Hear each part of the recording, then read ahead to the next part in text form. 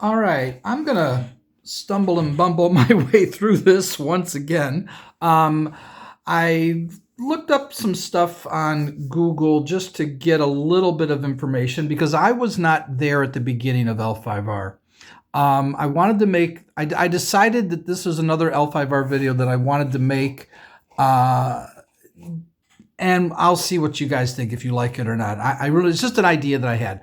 But like I said, I looked up things on Google because I was not there at the beginning when we came to Gen Con and saw this game. I don't know how long it had been going, a year maybe two. I don't remember the year we started. But this was the house that I chose. When I saw Phoenix, this was the house. And I don't know if that was currently like just came out or what, but that's that was the clan that became my clan. There were several of us, and we all said, all right, we're not going to go crazy with this game because we were into Wyvern and we were into Magic. And we said, okay, we're not going to go nuts. Everybody gets one clan, and that's all we're going to buy. We all agreed. And now I have a deck for almost every clan. I have not played in a very long time other than a little bit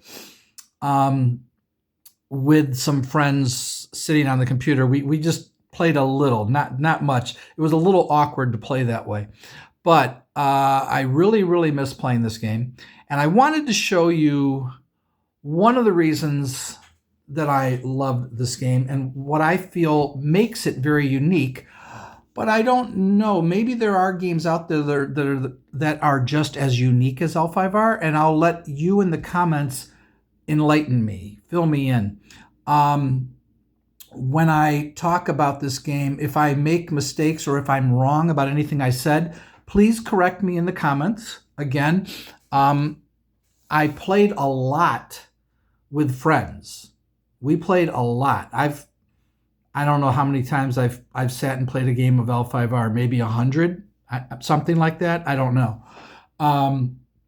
We went to Gen Con twice and competed, and I really enjoyed the limited game. I got a starter set, and I just happened to get, I think it was Phoenix, or or was it? Yeah. Dragon does really good in the starter. Dragon does not do good in constructed. This is how it was explained to me. I think I ended up getting a Phoenix set, which was pretty funny, and I went up against a unicorn player, got him all the way down to one province, and he somehow came back and beat me. It was an amazing game. We both had a lot of fun playing the game. And I said, I can't believe you beat me. He goes, I can't either. I thought I was done for sure. So it was a real friendly match. We had just met, and that's what I like. When two people can just sit down and play the game for fun, win or lose, who cares? You know, you're just playing for fun. When you play in constructed, that gets a little more serious. You got some hardcore players who play this game at a level that I just don't understand. I thought I did. You think after you've played it, 20 times, you think you got it, and then you find out you don't. So, according to Google, when the Imperial set came out, it was these 6 clans right here. We have the crab. Okay, I'm going to do this quickly. Then there's the crane. There's not more cards in here. It looks like there is. I just took I'm not even sure why I did what I did here, but they're all about the same size deck. So we've got the crane clan, we have the dragon, and then we have the lion clan, and then we have the phoenix, which was mine initially, and then scorpion. Oh, and then, I'm sorry, I did that wrong. And then unicorn. So 7. 1, 2, 3, yeah. Those were the 7 clans in the game. What would join next year, according to Google, next year 2 more were added. I think they were already there, but they didn't have this. You've got Shadowlands, Yogo Junzo's army, and the Naga. There was also Mantis and Spider were minor clans. So I guess they didn't have a house. Mantis, I think, ended up getting a house. I don't think Spider did. I don't recall ever seeing a house first the Spider Clan. Don't know anything about Spider Clan. But this was the core set. And what makes this so interesting is that this game revolves around the clans, and each clan functions differently and has different goals, I'm not even sure how to describe it.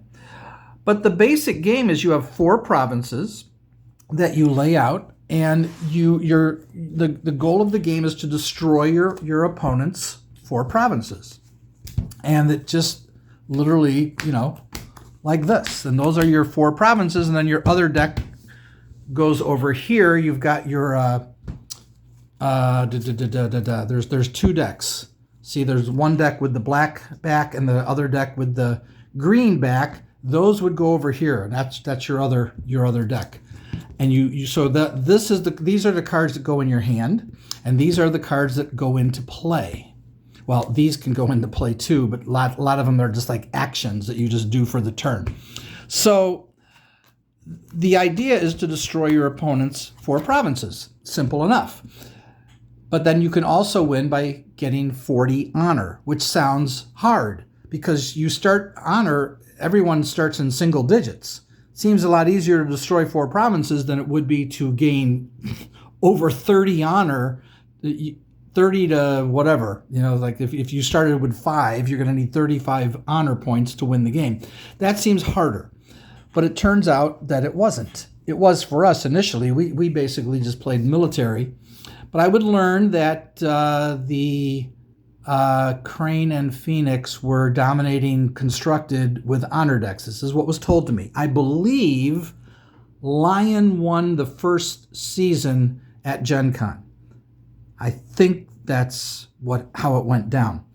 So what I wanted to show about this, what makes this so interesting, there are similarities with Magic the Gathering a little bit. So this involves 5 rings, and the rings are air, earth, fire, water, and void. The elements, air, earth, fire, and water. And then the 5th ring is the ring of the void. I'm sure that's just what they came up with. So air revolves around spells. If I'm trying to go from memory here. Earth is all about defense. Fire was dueling. Water is movement. And the void has to do with cards in hand. If you run out of cards and you have the ring of void, it's the last card in your hand, you can put it into play. So getting the rings into play could really help you in a game. You don't have to play them, but you might want to play a few of them because the ring of the void, that just went in all my decks, because that, if you can get that into play, it's a great card. But all of the rings are really good if you can get them into play. But the odds of getting all 5 into play, like if you decided I'm going to play all 5, good luck with that. That was not going to happen. Not in the beginning. It was just way too hard. But and then with Magic, you have white, blue, black, red, green. White are the plains. That represents the land was your Magic. But there's the similarities here. Let me get into this. Blue was islands or water. So there's one of the elements.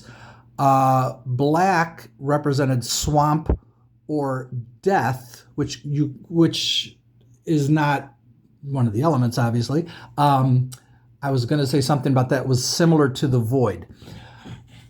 Red represented the mountains and represented fire. So you have water, fire.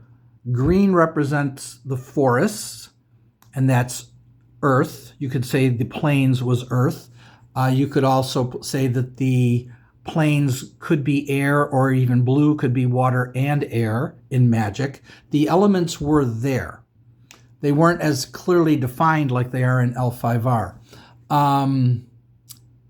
And yeah, I don't think black represented the swamps. Magic was really connected to the land. That's what it was all about. And that's where the magic came from. With this is a world, and this is one of the clans that exist in the world. And there is an emperor, the king, basically. And the clans all want to get the Emperor's favor. It's one of the most powerful things in this game to have the Emperor's favor. You could send an attacking unit home, possibly a defending unit. I don't remember if it was either unit or just attacking. You can draw a card with the Emperor's favor, which is obviously powerful.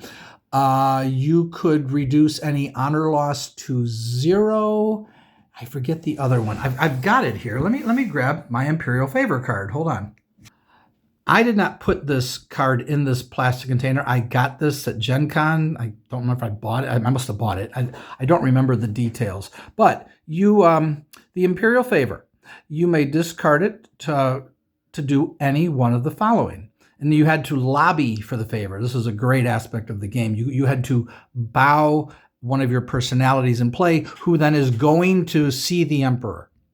And the Emperor will give to whoever is the most honorable, they get the favor. So if you have the most honor, you just get it. But there's a way you could lobby for it, and I forget how that works, where you try to get it.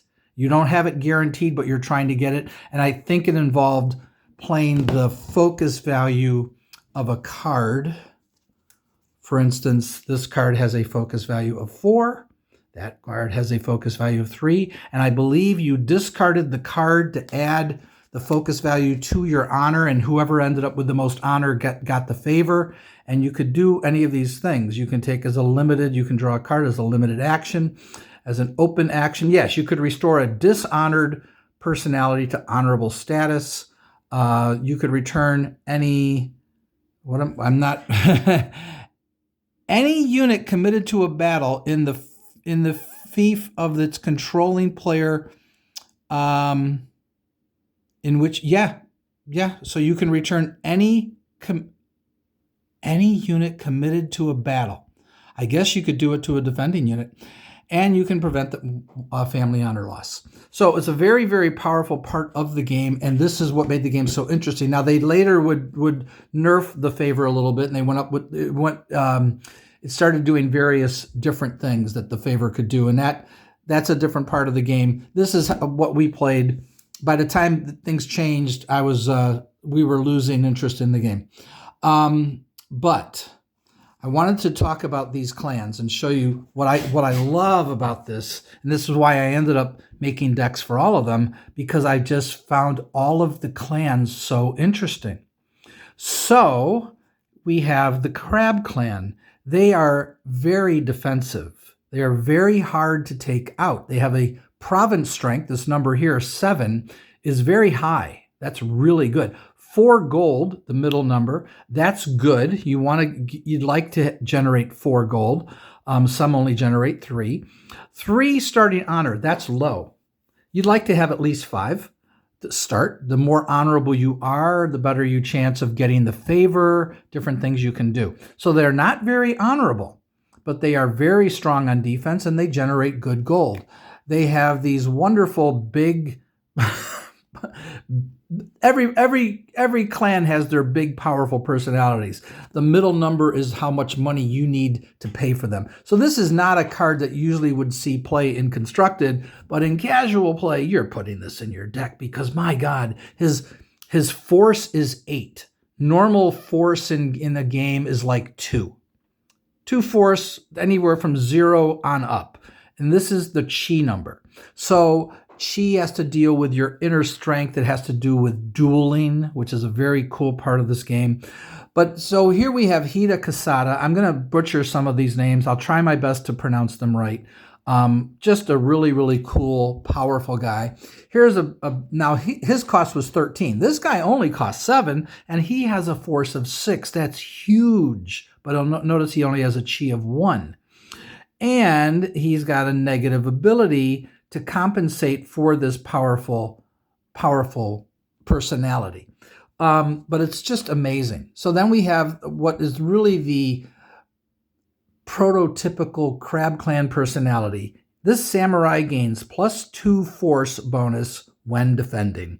That is what Crab does. Now, I think he's the only one who gets that bonus, but I'm going to show you some other cards. So here's a typical samurai for Crab. He's a 3/2 with a cost of 6, And this is his required honor to bring him in and his personal honor, which if you pay for the full price, you get to add his personal honor to your family honor. So we've got, that's just another Hitamoro. We've got this guy, a cartographer. There's all kinds of different creatures. Oh, I thought I had more pulled to the side. Now, where did I put them? Let me double check this. Yeah, I told you I was going to stumble and bumble my way through this. So here's a nice guy, 3 force, 3 chi. That's really solid. Most of you, if I go through these, you can see we've got a 1-1, a 0-2, that's the 3-3, a 0-2, a 2-2. That's normal. Those are the normal sizes. There's a 3-2, so you get a little bump in his force. A 3-3 is better, but notice the difference. You need 3 honor, but you get 3 honor if you can pay full price for him. So different things like this add to the flavor of the game. But with generating gold, every clan has their holding that generates gold. For Crab, it's the iron mine. This iron mine will generate 2 gold, but for Crab, it'll generate 3. And they have blacksmiths, which work really well with every iron mine you have in play. Now, any clan can use iron mine in their deck and blacksmith, but the Crab are the ones who are going to use it because it's keyed to them. Then we have a lot of these clans, I think all of them, have some kind of fortification that lines up with their clan. And for Crab, it's the gates of Hida Castle. Notice this may only be brought into play by a member of the Crab clan, +2 to this province strength. Again, strong defense. This is what they do. No challenges or duels. You cannot do that against them if I've got this fortification. This is their card in battle. This is played from your hand. Frenzy, you get a 3F bonus if you're a Crab personality. Anyone else wants to play this, you only get a 2F bonus. That's still good, but the personality is dishonored. All attached followers are destroyed at the end of the turn, and you lose 2 honor. So the only clan that's going to play this, because they don't care about honor that much, I mean, they do a little bit, but it's going to be the Crab.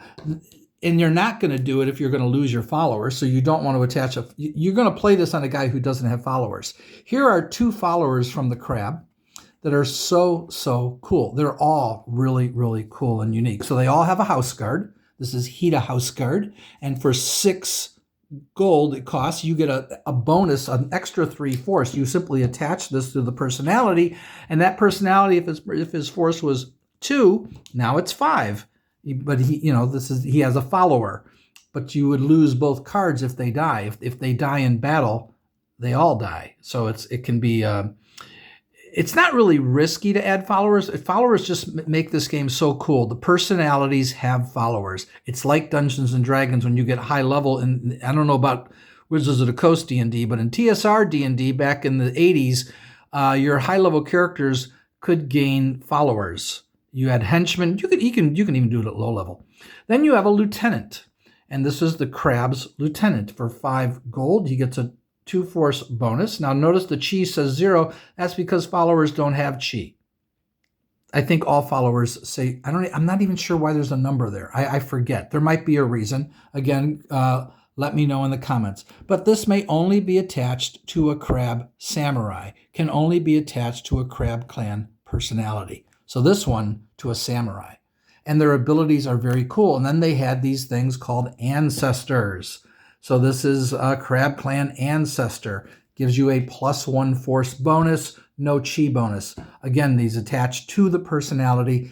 And this is what made Crab what they are. Everybody knew if you sit down to the table and your friend or you're at a tournament and they play Crab, you're saying, okay, this is probably military. I'm going to surprise you, though. It's probably military. It's going to be really good defense. I have to be real careful. It's going to be hard to take out because the average province strength is probably about maybe 5 or 6. So 7's really good. Someone told me they had a Crab clan honor deck. So that just shows you can run honor with Crab. I was a little surprised to hear that, though, because I would think, wouldn't you run Crane? So let's go to Crane. Now, see, normally 5 province strength. They've still got 4 gold. They're generating 4 gold, but they start with 5 honor. Now that's not high, but that's good. It's solid, but their ability, we knew right away, oh, so the Crane clan, they are the honor clan. They can gain 2 honor every turn. I'm like, that's still going to take 20 turns to get 40 honor. How are you ever going to do it? He said, we were so confused. So the Crane clan, with their little holdings, as marketplace. So the marketplace, again, for the Crane, generates 3 gold. They also have this wonderful card called Fantastic Gardens. It costs 7, and again, it can bow for 2 honor, and you can get 3 of these in play, and you could really run a lot of honor. But no one's going to play for 7 gold. It's too expensive. I mean, anyone can play it, but the Crane can bring it in for 5 gold, which is just, they're 1 away from being able to pay for it. Still not ideal. If this was 4 gold, this would have been a huge thing because they could literally bring this in play on turn 1. So then they have this thing called the Kakita Palisades. This is their fortification. There might be more. This is what I have. So it can only be brought into play by a member of the Crane clan. And look, it gains honor. This is what Crane do. But Crane can also fight. They can fire missiles. They can fire arrows. This has lots of D&D overtones with the battling and stuff. Now but Crane are also big on dueling. This was something that the Crane really do. And here is the guy that you hope they never get into play. He does cost 12, but he has an 8 chi. That might be the biggest chi in the game at this time. I'm not sure. He also has this wonderful thing called double chi. So when he focuses in a duel, whatever number he gets, you double it. In other words, you're not going to be able to beat this guy in a duel. If you do, it's really bad for him. He'll lose 5 honor if he loses a duel. It's like, what? You lost a duel? You lose 5 honor. This is terrible. But he can attach the emerald armor without cost. I don't think I have the emerald armor in here. He can just challenge any dishonored personality to a duel, so he's just going to kill you. It's just crazy how powerful this guy is. But they have other wonderful stuff. So here's a little artisan. I like the numbers. You need 2 honor. He costs 2 gold, and she has 2 personal honor, and she has a 2 chi. It's just a neat little personality. Then we have something like this, a poet. So this is all Crane, and there's all kinds of different things for each clan. But this is the flavor of the Crane. Crane clan storyteller, 0-1, nothing powerful, but it's a good card. Then here's your typical samurai for Crane. Costs only 4 gold. That's really good. 2-3. That's good. You need 5 honor, but they already have 5 honor to start the game. So unless they lose honor, this guy can come in on turn 1, which is great. And here is the guy that made me want to play Crane, Doji Reju. So he's just a little 1-3. That's, weak on force, good on chi. 3 is good, 2 is normal in general. And he only costs 4. If he is tied in a duel, he wins the duel instead. I forget, is in a tie, do both players die in a tie? I don't remember. See, but he wins. So there's this wonderful thing in a duel called Karmic Strike that ends the duel in a tie. So I said, so you get Doji Reju in play, then you get into a duel, and there's cards that can do that, and then you just play Karmic Strike in your focus when you focus in the duel, and you win. I said, that's crazy. And it was a very powerful effect, but there were ways to get around it. And here's another typical Crane clan samurai, 3 personal honor. That extra point of honor matters when you're trying to get an honor victory. And here's just an option. Here's a guy with a ranged attack, just showing the differences. And this is a pretty big guy. And here's the ancestral armor. Every clan had ancestral armor. They had an ancestral sword.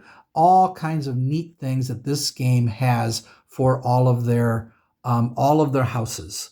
So the Crane, anybody can use these cards. Ijatsu Art, Ijatsu Challenge, Ijatsu Duel. This is how you get into duels with people in the game.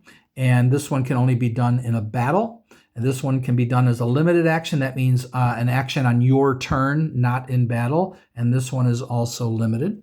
So here's the house guard for the crane. Again, these are just really, really neat. Now this guy does give +1 chi, so I forget how all that works. And I forget the asterisk is just explained here how that works. But again, it's a 6 cost. I think they all cost like 5 or 6. And here's a Crane Clan ancestor. Another just very cool thing. It doesn't look like much. It's free. 0 force, 0 chi. But it's a really, really neat Crane Clan personality. Big on dueling. And then there's other cards, and I'm not going to go through all of them. There's a pretty big expensive guy. I was just showing them like that. All right, let me go on to the next one. So that's the crane in a nutshell. Again, there's more to these clans, but this is the basic concepts of each one, which is what made this game so interesting. You knew the moment you sat down with your opponent, just when you saw what house they're bringing out. So Dragon was... The interesting thing about the Dragon Clan is they are one of the best in the basic game, the limited game where you open up a starter deck and stuff. But I was told in Constructed, they're like a 3rd tier clan. You had your A tier, first top tier clans, which were Crane and Phoenix, maybe Lion. You had your B tier clans, which eventually would be Shadowlands as they came in. I think Unicorn was B. I think Crab was B. Dragon was C. I don't remember where Scorpion came in. I don't know what that was ranked. Someone might be able to give me more information on that. Now, the Dragon, I'm playing actual dragons. They have dragons in this game. You're going to see several of them. I just did this for fun, and I've yet to play the deck built like this. I recently did this when I was making L5R videos, and I said, you know what, I'm just going to I got my dragons, I'm going to put them in my dragon deck, because why the heck not? These things are ridiculously huge. 7 force, 6 force. They're very expensive. It's very hard to recruit a dragon, a literal dragon, into your army, but you can. The Thunder Dragon is bonkers ridiculous. Hilarious. I love the art. This guy was my favorite. The ranged 10 attack. Oh my God. And the art, oh my God, that art is just unreal. Then you have the water dragon. So you've got all your elemental dragons. And notice that his thing has to do with movement, I'm sure. I'm trying to read it here to see. Maybe not. Well, whatever. It says what it says. Then we have the Jade Dragon. Jade is a thing in this game. There's Jade Works. I forget all the Jade cards. There's a Jade Bow. And the Jade Dragon is very cool. He's a little weaker than the others, but very cool. And then there's this guy who's an actual creature, not a dragon, but he's not a member of the Dragon Clan, but he's humongous. He looks like Naga, actually, but whatever. And then we have this. Oh, I think that's just another version of him. Yeah. So then you have different versions where they get upgraded. So you can see the difference here. One is called unaligned. Oh yeah, Man Beast, unique, and then this is experienced. So there were non-experienced, experienced, and there's experience 2, experience 3, and you can actually play them on top of each other, which you can do, but you don't have to. I forget how that works. You could literally just like it going up a level. You play the experienced version, and it didn't cost much at all to do it that way, I think. So then we have a typical Dragon Clan Samurai. Nothing, fancy, just typical, but notice how amazing these cards look. And here's here's the experienced version of Mirimoto Daini. I'm not sure how you pronounce Daini. So everything gets a little buffed. He's a little bigger, a little more powerful. Here is Mirimoto Takai. He can have 2 weapons attached. Really, really cool. Then here's 1 cavalry unit. There are very few cavalry units in the game until you get to Unicorn. And then Dragon had this thing called Tattooed. Certain ones were tattooed, and that gave them certain kinds of abilities. This guy is a really cool ability. I'm just going to hold it there and let you see that as opposed to going through it. And here's another tattooed guy. These are expensive, but they're neat. And so that was their stuff. And then the dragon. Oh no, I did want to show these. So then you have Shugenja, which every clan. I'm going which every clan has samurai and Shugenja.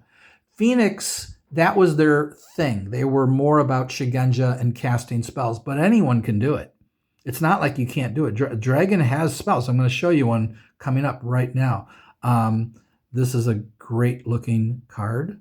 And that one is another Shugenja. Here's another cool looking Shugenja. Notice that these guys, Shugenja, tend to have lower force and they tend to have better chi, but nothing really great here. At least you got a couple with a chi of 3. You'd like to have at least 3 chi on your Shugenja, but some of these guys have 2. And I think that has to do with spells, how many spells they can attach. You attach spells to the personality. And if you had 4 chi, I think that meant you could attach up to 4 spells to that personality. So the mine for the dragons was the gold mine, which produces 3 gold for dragons and 2 gold for everyone else. And they also have a thing, goldsmith. 2 gold plus 1 gold for each gold mine in play. Again, anyone can play them. This is a nice little fortification that could only be brought into play by Dragon Clan, the Togashi Bastion. And it's just really, really interesting. And here is one of Dragon's spells. Anyone can cast Biting Steel, but it works better if you're a Dragon Clan Shugenja. So very, very cool. Very, very cool stuff. Here is the Lieutenant for the Dragon Clan. So he's only cost 5 and he's only +2, but all of the Lieutenants are good. Don't know if they made many constructed decks, but I would totally play these in limited. If I got them in my starter deck, I'm absolutely playing them. And then here's the House Guard. Absolutely going to play the House Guard too, because they're really good. For 6 gold, you get a +3. Again, it can only be played by the Dragon Clan. And these are also, if you notice, unique. You can only have 1 copy. No more than 1 copy. You can have 3 copies of any non-unique card in the game. So then these are just the rest of the cards, and there's different things in here. All right, that's Dragon. Then comes the Lion, which, like I said, I believe they won the tournament, and that's probably because of this ability. I'm guessing. I wasn't there. I just heard about it. While the crab are very good at defense, the lion are very good at attacking. They want to attack. You can get a +2 force bonus when you attack, but you got to bow the house to do it. The house generates 3 gold, not as good as the others. The others were generating 4 gold, but they are decent province strength of 6. That's good. And their honor is good. 6 honor, starting honor. So they're powerful. Maybe they won with an honor victory. I'm guessing they won with a military victory. So these guys are very lion-y looking, as you can see. These are the expensive ones I'm going to show you first. Don't know if these guys saw much play in Constructed, because usually you don't want to play expensive cards, because if they come up and you don't have the gold, you can't pay for them, and you either have to discard them or let them sit there and hope to generate gold to get to them later. So they tended to go with cheaper personalities. Again, this is how it was explained to me. We learned the game and played it the way we played it. We learned later. So this costs 10. This girl costs 11. This crazy man costs 11, and he's got double chi. Now here's the inexperienced version of him. So you have an inexperienced and experienced, all kinds of wild stuff. Here's the champion. Every clan had their champion. You didn't necessarily play it in a constructed deck. I don't know if any of them made a constructed deck. Maybe someone in the comments will let us know. But 12 gold, you need 10 honor. He will not even join you if your family honor isn't at least at 10. That is so interesting, that the flavor of this. But if you pay the full price for him, you're going to add 4 honor to your family honor. Or you can bring him in for 10 gold. Because you're a Lion Clan, he's the Lion Clan champion. And he's got Tactician, double chi. Tactician is a military bonus. It's a force bonus. I forget. I think you discard a focus card and you get to add that to his power, to his 5, which could be up to 4 points, or even there actually is a focus card that focuses for 5. But then here's a typical, like I showed you the typical crab clan guy. Here's the typical lion clan samurai, Matsu Gohei, where the crab guy got +2 when defending. He gets +2 when attacking. So everything is flavor designed around the clan. It's just wonderful thematic stuff. And here's another crazy looking guy, but look at the power. He's 4 and 4. That's huge. That's why he costs 8 gold. That's why he's more expensive, because he's bigger. Where here's a typical normal samurai for lion, which would almost certainly make constructed, because it's easy to bring in. They can bring this guy in on turn 1 because they generate 3, and you only need 3 because he's aligned to your clan. If you pay full price, you get the 2 honor. You can only do that with personalities aligned to your clan. Any personality not aligned to your clan will only join if you pay the full price. So the flavor of this game is just crazy. Now here's a Shigenja. But this one, you need 10 honor to bring him in. So I'm guessing that didn't make many decks. Here's the charter of the Lion Clan. Every clan has a card that is a charter of that clan, and I think they all do the one same thing. They bow to produce 4 gold, and they only cost 2 when paying for a Lion Clan personality, and then they have their own unique ability. The charter is pretty standard for your constructed deck. Here's just a Kodo tactical school. May only be put into play by a Lion Clan player. So certain ones are restricted. So the mine for the lions are the copper mine. And I don't think there was anything to go with the copper mine. And where Frenzy was the crab's card for battles, Charge is the Lion Clan's card. And we all said, shouldn't this be Unicorn? I mean, Unicorn ride horses. Charge? This is a horse. There's a what? And so we were confused. But we said, well, the lion are ferocious. They attack. So they get it. Everyone else gets +2. Any other clan gets +2. The lion gets +3. And I'm guessing that's the other reason the lion won. They've got the +2 from their house, +3 here. That's +5. They were probably taking out provinces fairly easily that first season. I'm just guessing. Here's their ancestral armor of the Lion Clan, but see, these are expensive. I don't know if that made a constructed deck. It's fun to have it. It's great to play it. It's a really cool card if you can get it into play. And then here's their lieutenant, Lieutenant Sanuri. I don't know how to pronounce that one at all. If anyone would like to give me the phonetic spelling of it, feel free. Here's their house guard. I mean, look at the flavor of these cards. Look at how cool this looks. And again, they gain a 2F when attacking. So every house works differently. Every house has their strengths and their weaknesses. But eventually I was told honor became the most powerful thing in this game, or I don't know if it was initially or if it soon became it, but Phoenix and Crane, I was told, tended to dominate the tournaments back in the day, those first few years of the game. That's how it was explained to me. And here's an ancestor for lion. There's more. This is the only one I think that I had in the deck. And we have little samurais like this guy, a 1/2, and here's a guy that you need 10 honor, and he's a revered sensei, and he's a 0/4. He's a samurai with a 0/4. So go figure that one out. Here's a historian. I mean, how cool are these cards and the flavor of this game? They're just amazing. All right. So then we get to the Phoenix, and now you're going to be more focused on Shigenja. Phoenix have samurai. Phoenix can do all the things that the other clans can do, but their thing is magic, casting spells. So 5 province strength, fine, no big deal. 3 gold is a little low. You prefer 4, good starting honor. But they can generate 5 gold to pay for a spell or a Shigenja.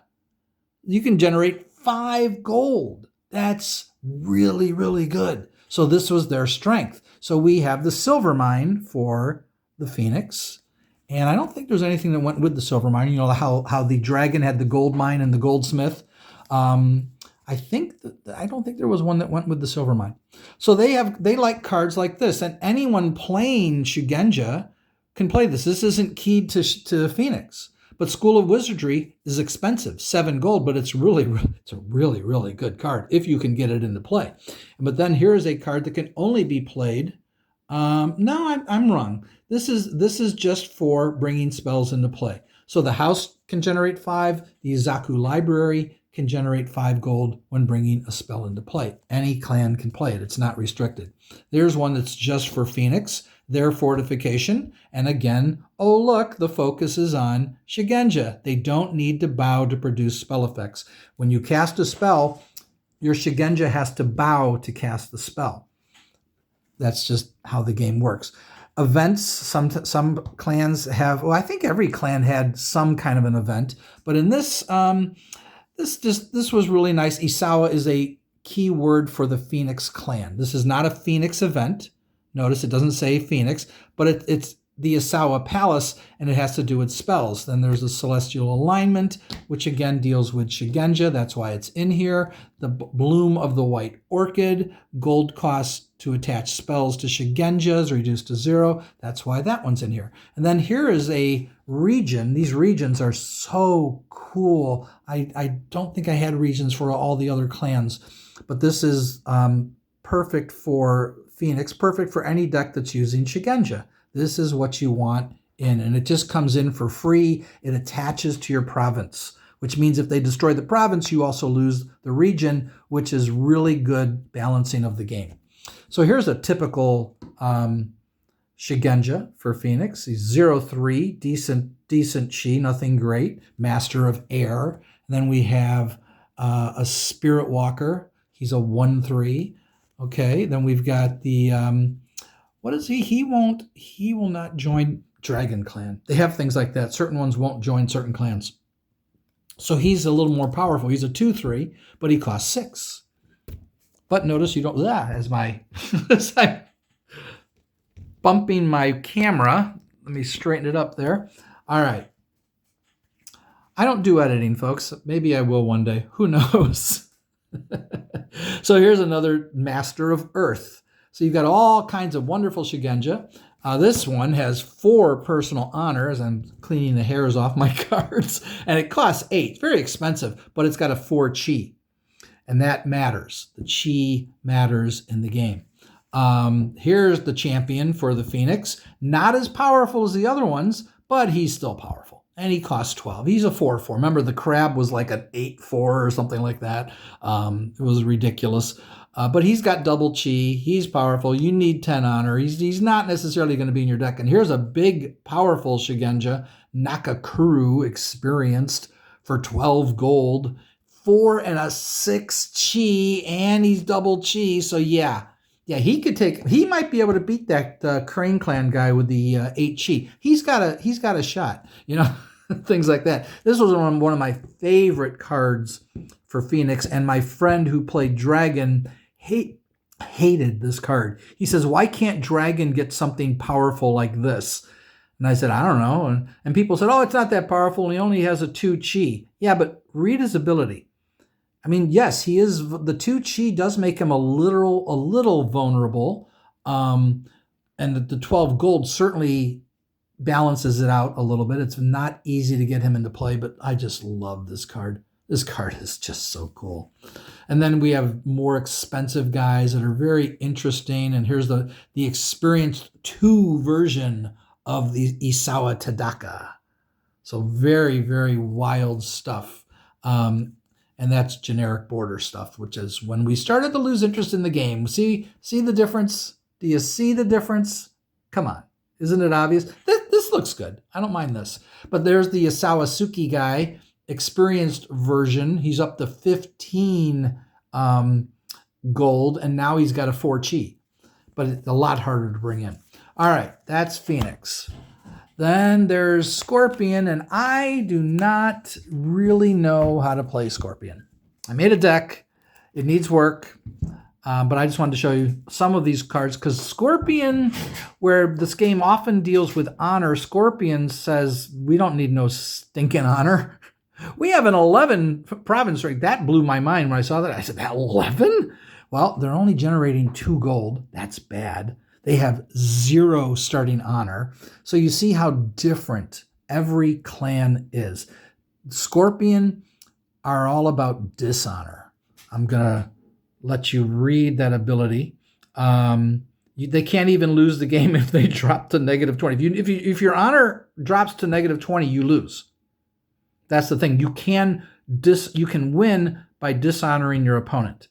And notice they cannot win an honor victory.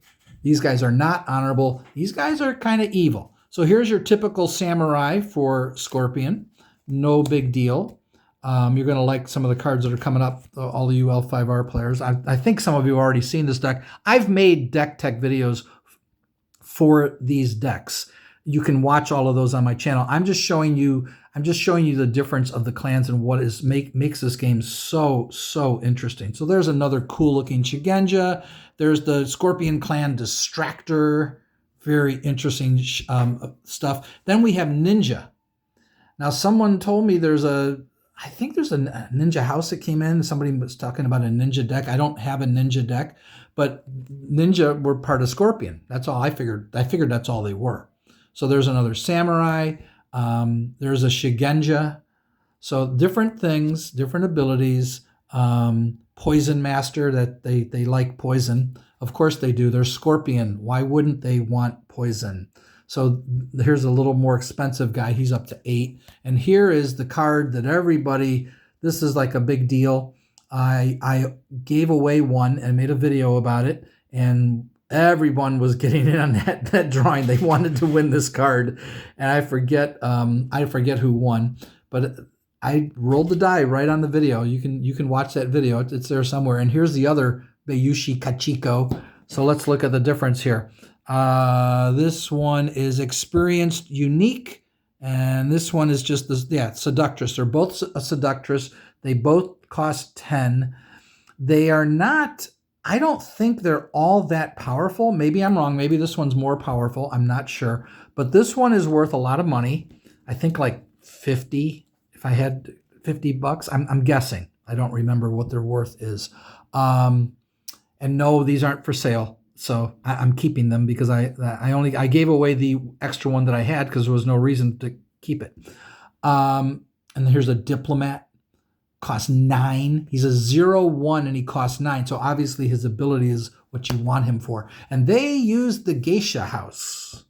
Very interesting. And then they have, well, actually every mine and every card that produces gold for the clan also has a corrupt version. Here's the corrupt Geisha House. This I put in here because I'm not worried about the honor loss. I never play the corrupt cards except for my Shadowlands deck because I don't want to lose honor. It's too important to me. And then these are just cards that seem like the cards that I wanted to put in a Scorpion deck. Plague, Suspicions, we're going to start losing honor, and Occult Murders. It's just themed. I was just trying to make a Scorpion deck for fun. And then here's a Poison Weapon, Nagotan's Bow, I don't know. Mary's a Barbarian. That's hilarious. Just you dishonor their samurai, and then you can kill the dishonored samurai. That's coming up. Confusion at Court. You're going to use the Imperial favor against us? No, you're not. Anyone can play Confusion at Court. It's cool card. Slander. Just, the whole theme here is great. Shame. That's another one. Just great with honor loss.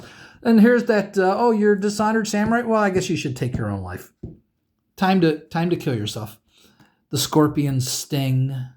So very, very cool card. Political Distraction. All kinds of stuff like this. Oh yeah, the Ninja Kidnapper. My goodness, it costs 8. Most of these red cards cost 0. These don't. 2, 4. See, most of these are 0, 0, 0, 0. So 2, 4, 8. That's wild. A Kolot Recruiter. There's a Kolot Assassin. Well, speaking of the devil, there he is. Costs 10. all kinds of wild things that you can, all kinds of great, interesting cards that you can play, and they work well. They are themed for Scorpion more so than other clans. Breach of Etiquette, Blackmail. Here is the Scorpion Ancestor. Don't even know what he does. It's been so long since I've looked at this deck. And then we've got things like Plague Infested Region, which is a corrupted region. It's not keyed to Scorpion, but it's just a fun thing to play. As the Shadow Falls, the first scroll is open. Hurricane, Longest Night. Oni no Peko is a Shadowlands card, which some say I should take out of the deck. Maybe I will if I ever get back into playing. I'm gonna hopefully find someone who can help me show me how to play Scorpion the right way, because I'm really no good at Scorpion. But then the clan that I started to fall in love with, and I got so into this clan that I made, let me just show you, I got these sleeves for this deck. Are those cool or what? That's just, when I saw this, I said, oh, I'm getting these sleeves for my Unicorn deck. The Unicorn are so interesting. It boggled our minds how this wasn't the most powerful clan. First of all, 5, 5, and 5. So no big deal. That's the highest of gold. They generate more gold than any other clan. And 5 honor is fine. That's a good starting honor. So you've got your abilities, but here's the thing. Everyone's cavalry. And in battle in L5R, your infantry units assign, your opponent assigns their infantry units, and then you assign your cavalry units, so you go where they're not, where you can ignore their infantry. You can just go to one of the other provinces, and they probably don't have any cavalry units. Maybe they have one, maybe they're lucky, but how are you going to block these guys? So they said, no, the Unicorn is a B tier clan. It's fine, but nothing great. So let's just look through here. So here we have the may only brought in by a Unicorn clan, the Shinjo Parade Grounds. That's one of their holdings. The Otaku Meadows can be played by anyone, but it helps your cavalry. Everything's cavalry in this deck. The Ayuchi Plains, all infantry units and personages and followers have their force reduced by 1 during a battle at this province, which is most personalities in the game. Stables is what the Unicorn get. Of course, that makes perfect sense. So there's their 3 gold generating stable. And I don't know why I have corrupt stables in here.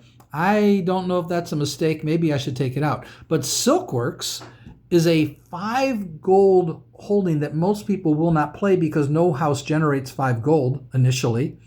But you can bow it to produce 4 gold. This clan can bring this in on turn 1. You can bring in Silkworks, and then you're generating 9 gold on turn 2. So I don't know how this clan didn't dominate. Then you have the Shinjo Riding Stables. Can only be brought into play by a Unicorn clan. And look at how beautiful that card is. Then you have the Charter of the Unicorn, just like all clans. They have their charter. I'm just holding it there in case you want to read what the card does. That's the Shinjo, that's the Parade Grounds. Right, the Riding Stables, and here's a fortification for Unicorn. You don't have to play it, but I do for the theme. And then I put in cards like this because I want to recruit more Unicorn to get in there. And now here's their big guys. We're going to start with the big men. 9 for a Samurai Cavalry, range 3 attack. Then we've got the experienced version of him. So now he's a 4/4 and he costs 10. Then we have 11. Is this a different guy? Yeah, this is Otaku Kamoko. Costs 11. Experience 2 version. You'll see the original guy coming up soon. Here's the champion. He only costs 11. So every clan has their champion, but we've also got other, I think there's another version of him coming up. So here's the girl who's a 5/5 samurai, double chi, experience 3. She's just, oh my God. But see, these are really expensive.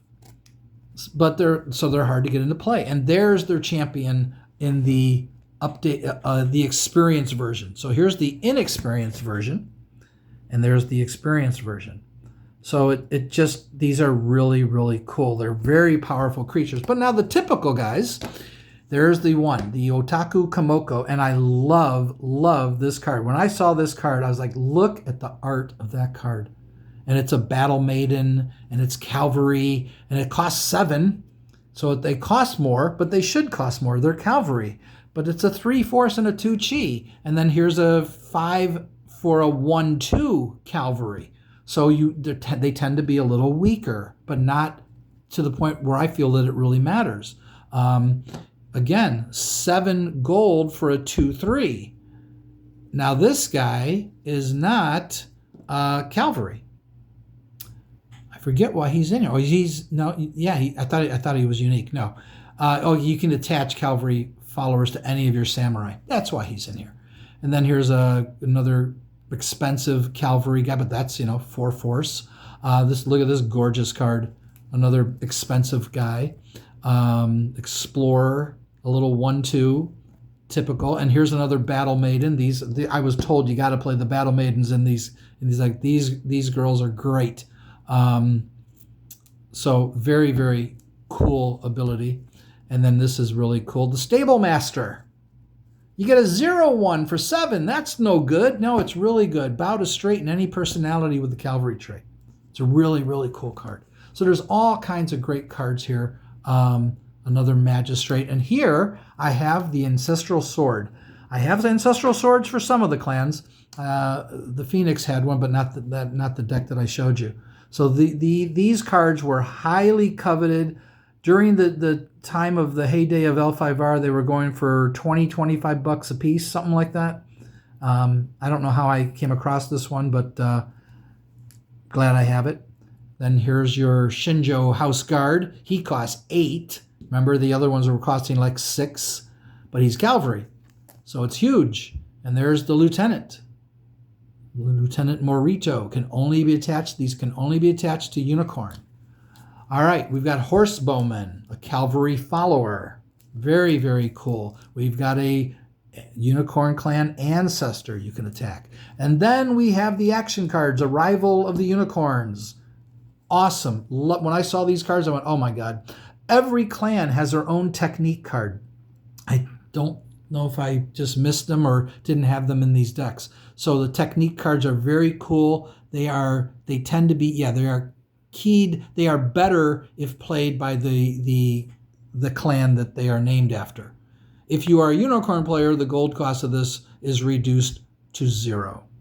So it's 3 for anyone else. No, in other words, no one's going to play this card but Unicorn. Shinjo's Breath. Anything with Shinjo is a Unicorn card for sure. You just know that. Then we have Ride Until Dawn, another cool card for your cavalry. Kamoko's Charge, a terrain. These are all just really interesting cards. And I was amazed that a clan that could ignore infantry units and could just run around them would not dominate this game. But it didn't. Now, I was going to show you these guys, the Shadowlands and the Naga, but I'm going to end this video. It's been about an hour. These guys came in later. The very next year, I believe, they were added to the game. These guys are just evil giant monsters who totally ignore honor and only bash. They can't lose honor. You can't dishonor them. They have no honor. They can only win through military. They can't win any other way.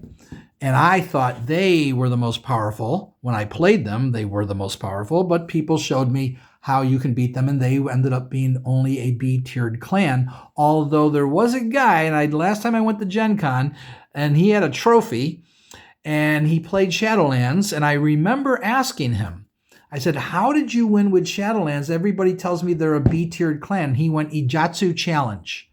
And I said, I knew what the card was. I said, you played that in your Shadowlands? Like, he said, yeah, if they refuse the duel, they lose 7 honor. And I went, oh, so in other words, you were making it hard for them to run honor decks. Because if they take the duel, you're probably going to beat them with your big giant Shadowlands monster. And if they refuse the duel because they don't want to die, they lose 7 honor, which is pretty debilitating. And he came in one of the top 3 finishers of the tournament. He had a trophy. I'm pretty sure he had a trophy. I'm going by memory here. It was a long time ago. But the fact that he played Ijatsu Challenge in the Shadowlands deck, I had never thought of playing Ijatsu Challenge in the Shadowlands deck. I don't even think it's in this deck of mine. And then the Naga are just fun. They're just a lot of fun. And I can show those. But again, I've made deck tech videos of all these decks. But tell me a game, maybe I just don't know. Tell me a collectible card game that is as thematic as L5R. There must be some, I'm just not aware of them. So by all means, if there is one that's just as thematic or even better than this kind of flavor, I'd love to see it. I would be very interested in learning that game. So let me know in the comments if there is something like this. But this to me is so unique and so interesting. Tell me a game like this. I'd never seen anything like this throughout the years of playing, and when we'd go to Gen Con and we'd see all the different games. And I had a book that listed every collectible card game at that point. There were over 100 of them in the big book. I don't even know what happened to that book. But all these card games were in it. Wyvern was in it, every one, every single game created. And most of them, almost all of them, died because it's so hard to support the game. It took a lot, especially back then before you had the internet. It was just very hard to support the game. It took too much work. And now I think these games should be making a comeback. Warlord came back. I don't know how Warlord is doing. I don't know how hard it is to have a game succeed. I think Wyvern would succeed if it came back, but it takes a lot of money and you're going to have to really know what you're doing. I'm sure there's a lot involved. So that's probably why most of these card games are not making comebacks. I would bring back Wyvern if I could. I would absolutely do it. I'd bring back this game if I could. I know this game exists now in a different form, completely different. There's even YouTube videos of them playing the new version of L5R, which doesn't even, the only thing that I recognized, it was still used 4 provinces. That was about all I recognized about that game. There were fate tokens, and there were like 2 different kinds of tokens, and the art was different, and how it was played was different. It was very, very involved. And I wasn't really sure what to make of it. I'm sure it's a really good game. I mean, it was still being supported at the time. I don't know if it's died. I don't know if it's over. Pokemon still exists. That's still going. I don't know if Yu-Gi-Oh is still going. Magic will never die. If that dies, then the world must have come to an end. If that game ever dies. But that's it. That's the deck. This is the video I wanted to make because I really wanted to talk about this game, to what I love about this game, all in one. Like I said, I made deck tech videos of each of these where I go through every single card. If you go to my playlist and click on L5R, all my L5R videos will be there and you can watch them. I'd love to hear from you in the comments on this video and any of those videos.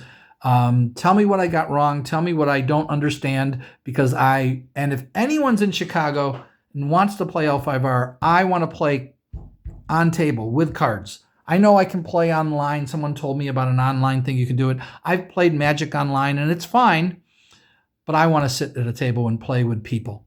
And, fellowship is part of the thing for me. It's hard to describe. Well, it really isn't. It's the camaraderie. It's the connection you have with people when you play together. We're hoping to do a Wyvern draft. Wyvern was not designed to be drafted, but I'm trying to make it work. So I'm hoping that's going to work. You can check my Wyvern videos out. Just recently talked about my Wyvern draft that I've built. So it's hopefully we're going to do it, and it'll be a lot of fun.